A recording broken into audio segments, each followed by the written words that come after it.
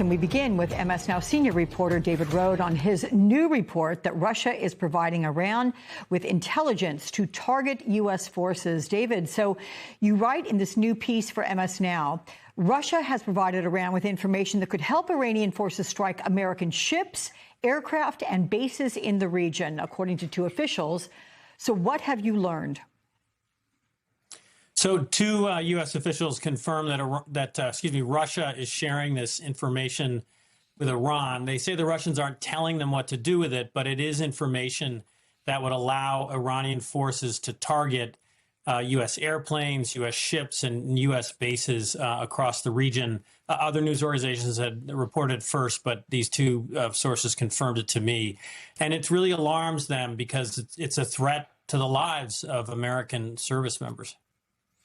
So let's take a listen to what Iran's foreign minister had to say about all this earlier today. Here it is. Is Russia helping you locate U.S. forces? I just want to be very clear here. Well, I don't have exact military information. As far as I know, we have a very good partnership with Russia. So they are helping you. They are providing intelligence. Well, they are helping us in many different directions. How has President Trump reacted to these reports, David? Is there any indication that anybody in the administration is reaching out to Vladimir Putin or those in his administration to say what is going on?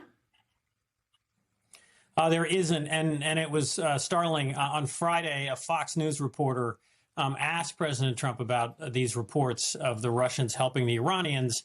And this is the president's response. He was sort of surprised that the reporter asked him the question. It was a Fox News reporter. He said, "I like you. I respect you." And he said, "That's an easy problem compared to what we're doing here today." The president was at a meeting about reforming college sports. So he suggested that dealing with this problem of Russia sharing sensitive information that threatens American troops is easier than reforming college sports. And then he said to the reporter, "What a stupid question that is to be asking at this time." So it was a pretty stunning response by the president, and Democrats have long accused President Trump of going easy on Russia and Russian President Vladimir Putin.